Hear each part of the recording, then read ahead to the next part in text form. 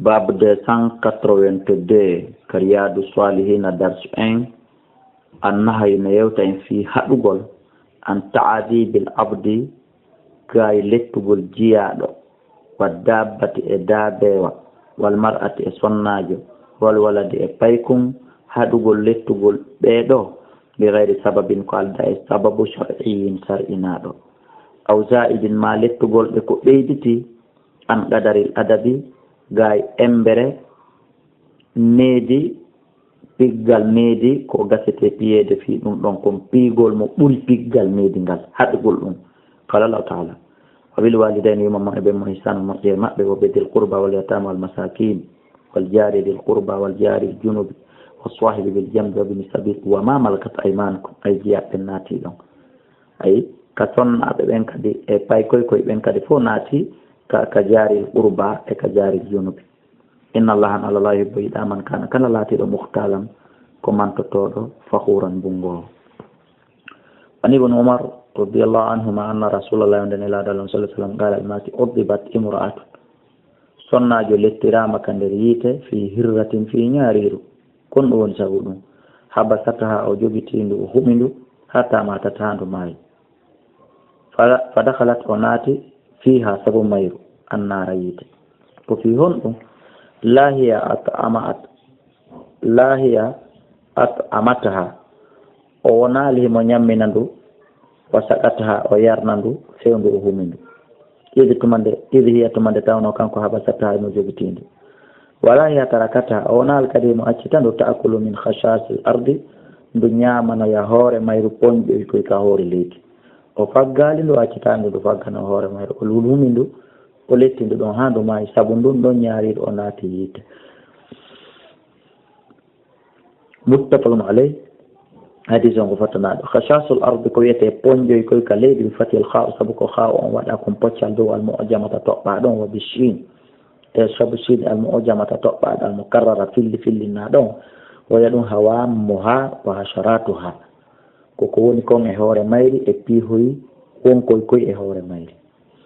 wa anhu ƴettama e makko kanko ibnu umar annahu no kanko marra bi fitiyanin o feƴƴirno sukaɓe ɗiɗo min quraish ɓaɗo nasabu tayran tawi hiɓe darni sundu yeeso maɓɓe hiɓe humi sundu wom kamɓe yarmunaho hiɓe fampade ndu ɓe ekkito fampagol wagadi jaalu gon ɗiɓe waɗi li sahibi tayri jooma sundu ndu e kulla khati'atin kala wopande min nabulen immorde dagaje maɓɓe ɗen falamma ra'aw tamane ɓeyno ibnu umar tafarraqu ɓe sakiti ɓe sendodiri ɓe tugi faqala ibnu umar man faala hada kombo huwi ɗum la'ana allahu allah huuɗi man faala hada kala huwuɗo ɗum inna rasulallah sabu andanelaɗo alah sah sallam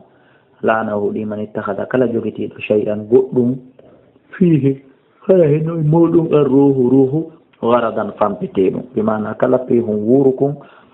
nelaɗo harmini yokum ɗo wonu fiɗetekum waɗegol internet ma muttafaqun alayh algaradu bi fatil gayni sabu ko gayno waɗa poccal duwal mo jama toɓɓa ɗon warra e ra o wawa ɗum alhadaf ko hunde waɗetende ekkitor ɗum fampe e muɗum wa shayu ko hunde alladi ɗum yuramu ilayhi nde no fampe e mum wa an anas radiallahu anhu qala wi naha rasulullah sallallahu alaihi wasallam nelaɗo allah huuɗi an tusbar al baha'im ko ɗum woni nde mummunteji ɗin haɓɓete waɗe fampor ɗum muttafaqun alayh wa ma nafiru mum tuhbasu lil qatl ko nde jogitete haɓɓe fiyo ware haɓɓe ware nelaɗo haɗi ɗum an abi ali suwaid bun muqarrin radiallahu anhu qala wi tagad ra'aytuni gomɗimi ihoyan saabi a sabu atin ɓe jeeɗiɗoɓe min bani muqarran malanatay men mara khadimun kurkaɗo illa wahidatun sona goto pet latamaha asharuna ɓurɗo fanɗude amen on banti kañum kurkaɗo amen du minen ɗon jeeɗiɗo fa amarana rasulullah sallam nelaɗo allah yamiri men annu utika ha nde min rinɗintamo kanko kurkaɗo amen du saabu banta komin bantimo ko rawahu muslim wa fi riwayatinare fillaye saabi ihwati li miɗo e nder jeeɗiɗaɓo e musidɓe allegoy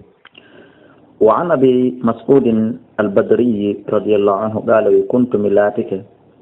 adribu ghulaman li miɗo piira paykon an bi sawti sawru fa sami'tu mi nani sawtan hito min khalfi ɓaawo an ilam aba mas'ud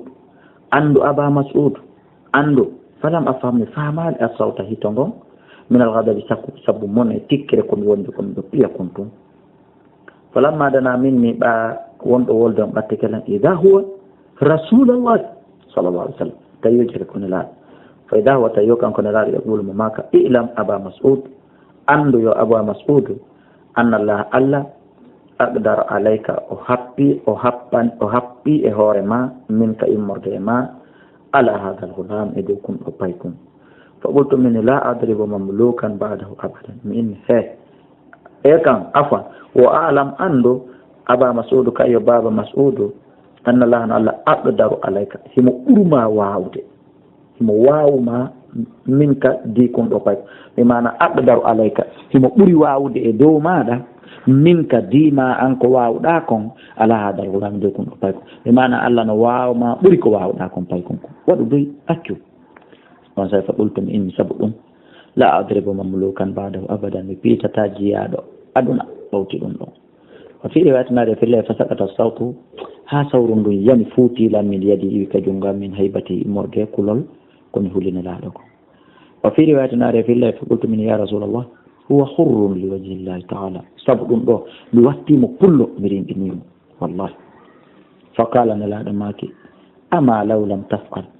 e hay so tawi woni a huwali ɗum la lafahtaka naaw yiite jahannama foofayno e maɗa si tawino a rimɗinaɗi o hula tuuba ruttoɗa sabu ko waɗɗa ɗum ko foofayno e maɗa yiite jahannama awla massataka naaw ma wuritoɓe yiite ngen tigui memeteno allahu akbar o yii yiya goɗɗo no soka ɓiya ɓeyngu mum soka ɓiya ɓiɗɗo mum soka ɓiya maccuɗo muɗum yiya ɗum goɗɗo hino piya nagge mum ma mbabba mum yiya himo piya ɗum luuɓo awa ko wattugol rawaha muslim bi hadihi riwayat an ibnu umar radiallahu anhuma anna nabiya wonde annabi sallallahu alaihi wasallam qala man daraba ghulaman lah kala piiɗo payko mum haddan hiddi lam yatihi ko tawata arali mo aw latamahu ma o bantimo fa inna kafaratahu haray kafara makko on an yuti ɗaw ko ndurin ɗintamata muslim mana kala bantiɗo maccuɗo muɗum ma piiɗo mo hiddi mo o waɗali bonniri muɗum mo mérita haray kafara on ko yorinɗimo kisan ko ɗum kafara on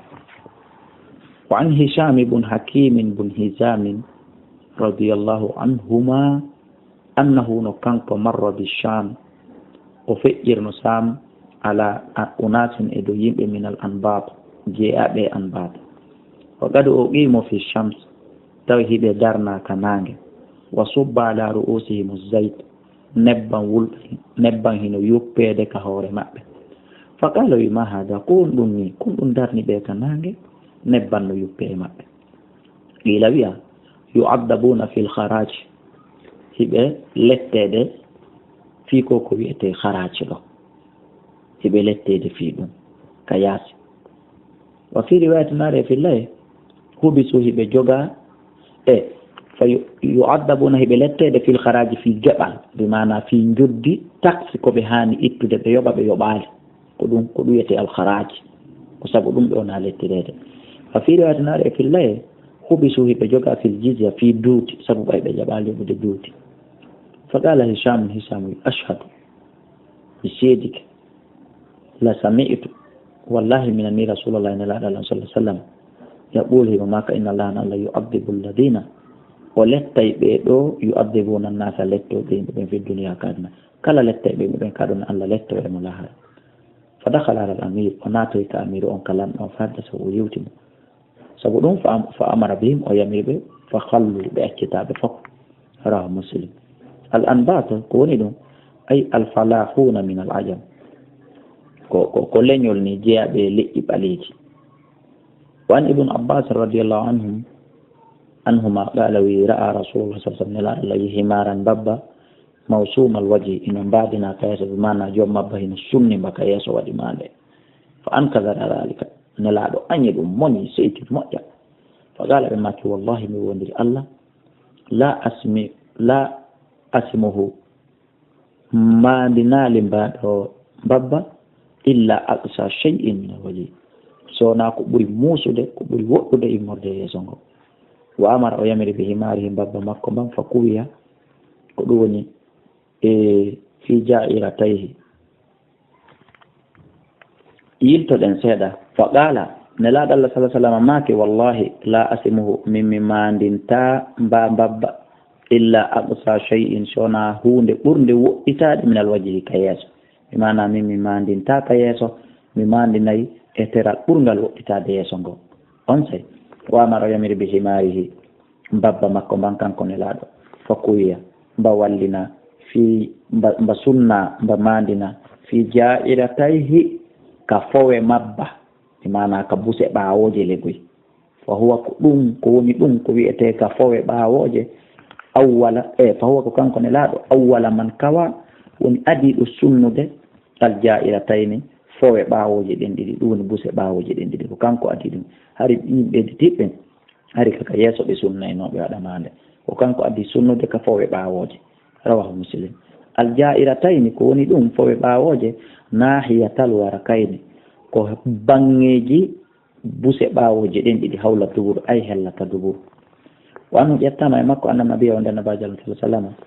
marra alayhi feƴƴirine laaɗo himarum babba gad wusima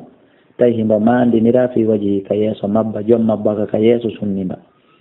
fagala ɓe maki la'ana allahu allah huɗi alladi o neɗɗo asamahu mandinɗo mba'a rawahu muslim saabu na ɗon hani wa fi riwayati li muslim nade filla muslim aidan kadi naha rasulullah sallallahu alaihi wasallam allah huɗi an darbi fil waji piigol goɗɗo ka yeeso ma piigol goɗɗum ka yeeso haysko bariru ma ñaariru ma nagge ma dammi piigol ka yeeso na ferema ibol ma dam wa anil wasmi e gay mandingol fil waji ka yeeso amma si bonni piigol ka ɓaawo e ma ɓanndu hebbitindu ɗum ma si tawi koko gasete sunnede waɗe mandi um fiyo annda ko an jeyi mandingol ka ɓaawo ma ka buse ɓaawoje ɗum ɗum fof ɗum en lala kono yeeso ngon ko tertetengo wallahu a'la wa a'lamu